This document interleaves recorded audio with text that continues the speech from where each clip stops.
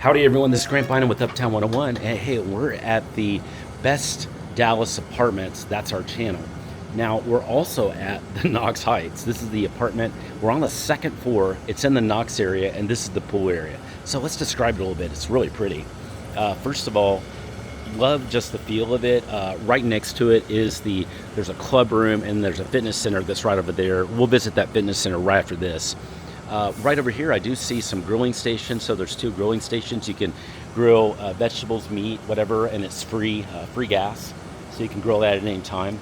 And then here's the pool. The pool's very nice. It's a really basic, simple pool, but it's actually quite a big pool. It's got a big section here in the middle to really dip into the water, 3 feet 10 inches. And then this is 6 inches of water where you can just be in the water and just enjoy it. Looks like there are 1, 2, 3, 4, 5, 6, 7, 8 chairs on each side. So you got 16 chairs in the water. Pretty cool. And then you've got another area to sit here.